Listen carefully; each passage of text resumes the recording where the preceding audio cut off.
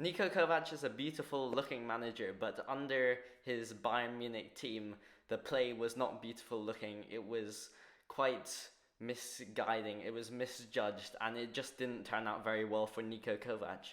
But we have some interesting things that Niko Kovac has apparently told his close friends in regards to whether he would still be Bayern manager.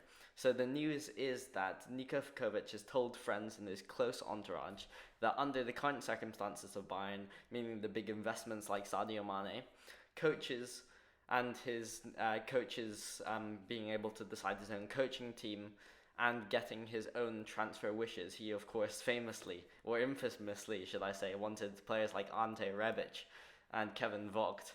He would have stayed in charge for longer than 16 months. And firstly, let me unpack this, because I don't think this is true. But also, it has implications for Nagelsmann in the future and what Nagelsmann must achieve for Bayern this season. So I thought it was quite interesting to talk about. So firstly, I'll just have to say this is a laughable viewpoint, because even though Kovac, as I said, is beautiful looking, his play was not beautiful. When Hansi Flick came in, Hansi Flick with the same squad, with no added investments basically in January, played the best football we have seen at Bayern in 10 years and won the sextuple, won everything there could be. There has hardly been a more dominant Bayern team, a more dominant club team than Hansi Flick's Bayern, and that's with the same squad. And Kovac also famously said something along the lines of, you can't drive a 40-mile-per-hour car in the 100-mile-per-hour range or lane, and he was referring to his team being made of 40-mile-per-hour players. But when Hansi Flick took over, we played the most dominating, exhilarating, scandalous and suicidal football, which was just beautiful to behold, so high octane.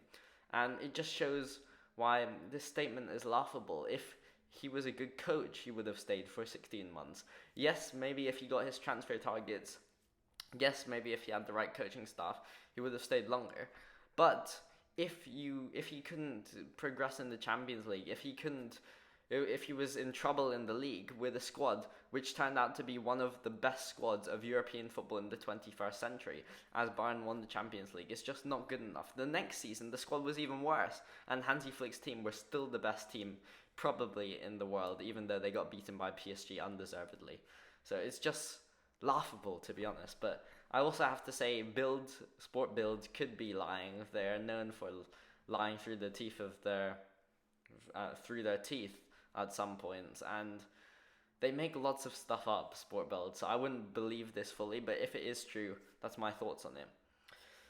And also, Niko Kovac, I just have to say some other things. Like, some of the tactical decisions were just so puzzling. Playing Philippe Coutinho in front of Thomas Muller in that second season, after Muller had played well in the previous season, it's just puzzling. And if he had the correct tactics, like playing Muller, like playing a 4-2-3-1, like playing Bayern attacking football, then he might still be in charge, but it was his own fault for not doing so.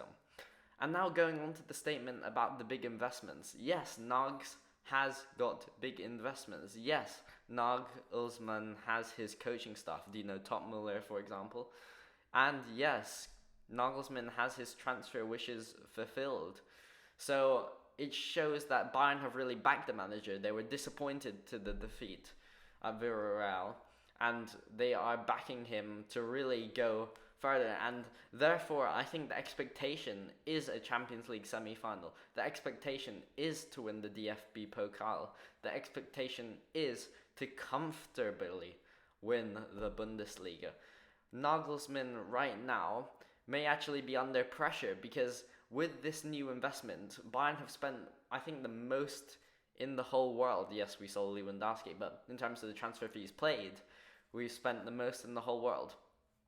And I think with that sort of investment, especially at an investment-shy club like Bayern, it means Nagelsmann has to deliver. If he does not deliver, he will be gone, I think. And although we have seen very promising signs at the start of the season, Nagelsmann has everything he wanted. Now he doesn't even have a focal point number 9, which he didn't even really like, so he can fully play his fluid, interchanging, interconnecting brand of football. And it just means that there is lots of pressure on Nagelsmann.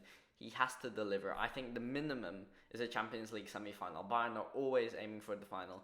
And honestly, if Bayern go out in such a manner like they did last season to a team like Ajax, like Villarreal, those sort of, like Benfica, that sort of caliber of football, I don't see Nagelsmann, like RB Salzburg, we lost the first leg, let's not forget, or we were just about to lose it.